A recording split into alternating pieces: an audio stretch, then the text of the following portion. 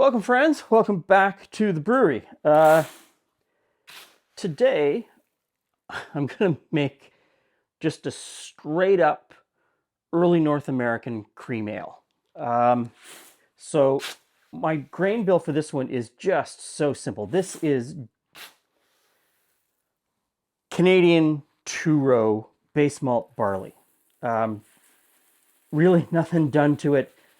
Just good old Canadian barley straight off the prairies. Two-row. In addition to the two-row, though, I'm going to use some six-row. And the six-row,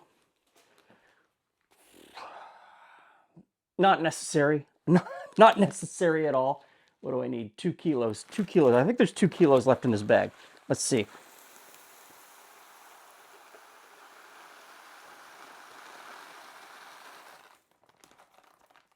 1.85.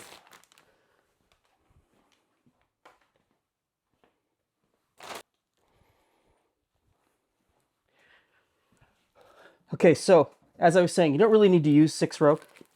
Six-row is, one of the traditional grains that was used here in Canada and the United States in the oldie times.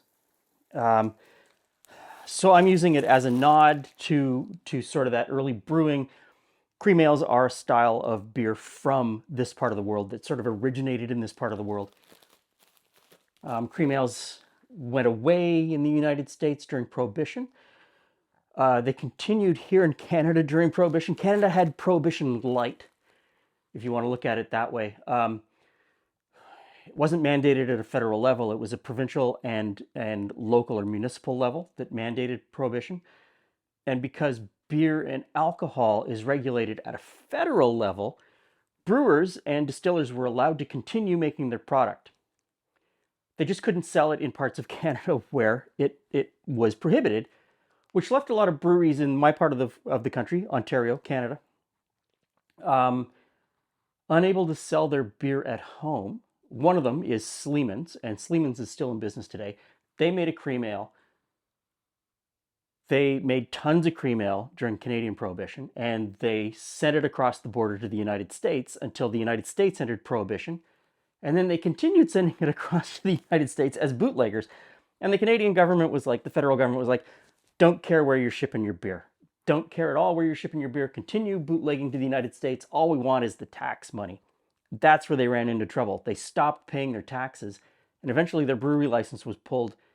And it was pulled for, 70, 80 years. And then one of the great-great-grandsons came back to the business, took his great-great-grandfather's recipe book and said, I'm going to start with a cream ale. And that's how they re-entered the beer market here in Canada in the 1980s, with a cream ale. And they've done really well with it.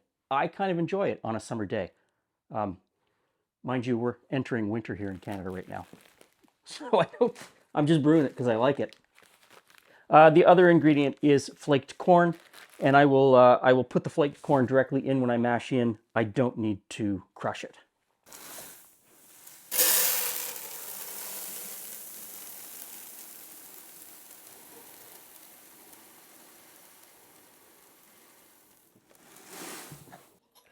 One of my favorite parts of the brew day. So I've got the high gravity brew in a bag system over there already set up. It's filled with water and it is preheating. I'm going to mash at 149 degrees today for an hour. I know some early recipes call for 90 minutes of mashing at that lower temperature. I don't think it's necessary today. These malts are really well modified in 2024, and that longer time isn't necessary. One of the reps for one of the maltsters I spoke with at one point said pretty much their malt today, the way that they take care of it, is fully converted in like 15 or 20 minutes. And so when I see Brulosophy doing those 30-minute mashes, I think, yeah, it's probably really all you need. 60 just seems to give me time during the day. And I had a few people ask me about the system that I'm using. Why am I, it looks like I've got enough space and I'm set up for a bigger, 3-vessel system. And I am. I am. When I put this space together, I really wanted a 3-vessel brewing system, but I just don't have the budget for it. Unless one of the equipment makers out there wants to send me one, wants to sponsor this show, I will gladly take it. Okay, the grain is crushed, so in goes our flaked corn. Our water's hot, so let's mash in.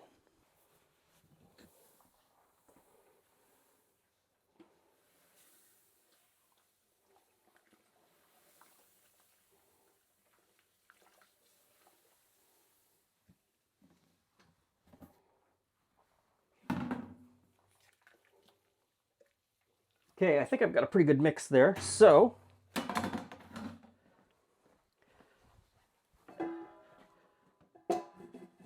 lid on, valve open, pump on, and we'll recirculate for an hour. Okay, you can probably hear the pump in the background. We are mashing over there. We're about halfway through. This is when I sit down at my little table here and I pull up Beersmith. Yes, I still use Beersmith. It's what I started with, and then, when I left brewing for a little while, I came back and I looked at all of the newer programs, and they're pretty good looking programs. But everything I had was in Beersmith, and I'll probably keep using it as long as they keep updating it. Anyway, so I look in Beersmith and I lay out everything that I need for the boil. So a cream ale, if you want to start brewing all grain, other than a smash, a cream ale is a very easy beer to start with because the ingredients are simple, there's not too many of them, and it's pretty straightforward. So at 60 minutes, I'm going to use cluster. 15 minutes gets yeast, nutrient, and whirlflock, and then after flame out, I'm going to circulate for about 15 minutes with crystal, and then I'm going to use Escarpment Labs Cream Ale Blend. This is a limited edition yeast. It is a mix of ale and lager yeast, so I want to give it a try. I had almost thought, I was almost going to use this. So this is a wild yeast culture that I collected in the backyard. I've built up a couple of starters, and then this is sort of the final step before I brew with it. But I'm going to make a smash with this in an upcoming video just so I can assess the flavor. It smells wonderful. Absolutely smells wonderful. And it is still fermenting a little bit in there. It'll be another 2 weeks of sitting in the basement before I really want to brew with it. Anyway, I think this would be great in a cream ale. Okay, so after an hour of mashing, I've got a gravity of 1.037. I was hoping for 1.038. So I got 1037 and I was looking for 1038. And I said that's close enough. And it's close enough because I know from past experience brewing with this system that by the time I'm done squeezing this out, I will get probably 2 extra points. And I'll get to 1038 or 1039. Someone asked me why I didn't fly sparge this, why I didn't, use fresh water to sort of rinse and over the grains. I did that a bunch of times early on with this system. And then I realized that I just didn't need to. I really didn't need to. That just this squeeze step got me where I needed to be. And that fly sparging didn't get me any more than the squeeze. And it added an extra step to the day.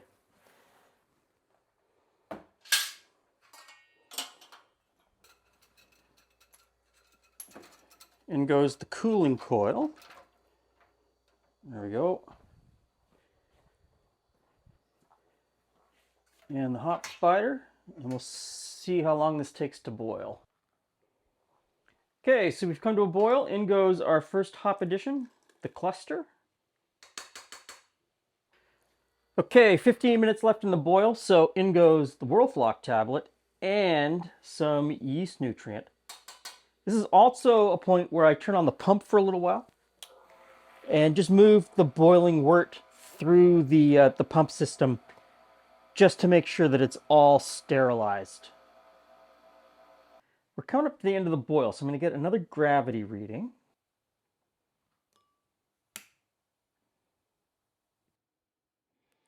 $10.45, exactly what I need. Okay, so heat off. Our final addition of hops go in, and those are crystal. And this is when I'm going to start the whirlpool, so on goes the pump. And I'm going to whirlpool this for 15 minutes before we start the chill. So that's 15 minutes, and we'll start chilling now. I want to chill this down to 55 to 61 degrees Fahrenheit. That is apparently where this yeast combo that we're working with on this brew is happiest, in that sort of range. The vert is pale, pale, pale, pale. And it smells wonderful. It's very grassy and vegetal. There's really no dark, roasty caramel malts in there at all. So the smell is very much like if you just walked into the feed store and there was barley all around you for horse feed. That's what it smells like. I'm really looking forward to this brew. Okay, so I chilled to 58, and now we'll pump it into the fermenter. Lots of splashing. I find I get enough aeration with this method of pump it in and splash it about, as I did with using an aeration stone and putting in pure oxygen.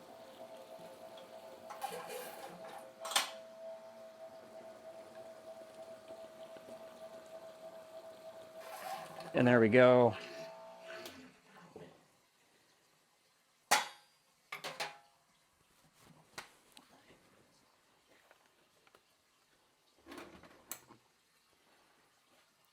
And of course I shook this. It's been out, it's warmed up to room temperature. It's been in sanitizer. We're all good to get it in there. Okay, lid on. This is October, so my basement is at the right temperature to ferment this. And in goes the bubbler. We'll see you when it's done.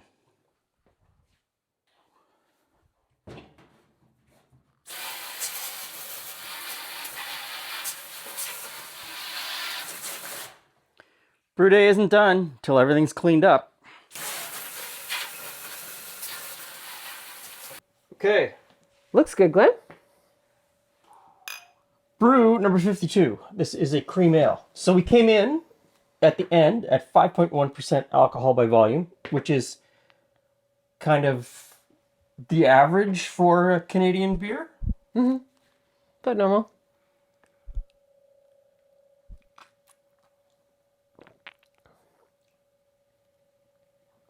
Okay, so not a huge head. The carbonation seems to be fine, but there's no real head on top. No. Although it's not disappearing very quickly. Kind of on par. Okay, so my judgment of this beer is what I had hoped for. Is this the beer on a Saturday afternoon in August that I want on tap at the Horseshoe Tavern to sit on the patio?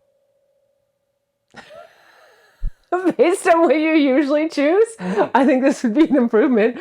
This actually would be better. Yes. So The Horseshoe, old-time me tavern music venue on Queen Street in Toronto. Been there since It's been playing music since the mid-50s. yeah. It was there even earlier than that, but since the mid-50s, it's been a music venue. If you haven't enjoyed Stompin' Tom at the Horseshoe Tavern, And even Joe the Gypsy knows it's Saturday tonight. Yeah. feel free to look for that one. Or The Last Pogo.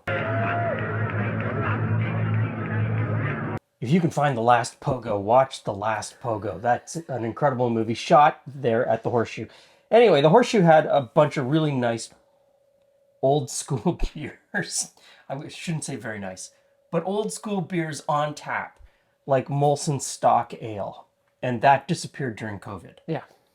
And this, although it's not a stock ale, this could replace that. I guess what I'm trying to go for is, it's I don't think that's what you meant at all. no, but it's not a challenging beer, right? It's not super malty. It's not complex malt flavors. It's not super hoppy. The hops aren't jumping at you. It's cold. It's wet. It's carbonated. Kind of tastes like beer, and you could drink 4 or 5 of them, and you would actually enjoy it. There's our definition. It's I beer. think it meets. Okay. I agree. It meets that criteria. It meets those criteria.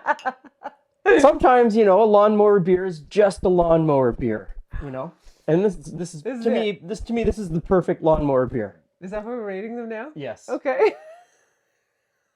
Sorry, I can't even enjoy it because I'm busy giggling. So if you're looking for a beer that's not terribly challenging, that's not terribly malty, that doesn't have a huge hop forward flavor, But still has flavor. that is cold, wet, and you can enjoy on a hot summer's day while you're drinking beers, this is it. Number 52. Number 52. Thanks for stopping by. See you again soon. I'm gonna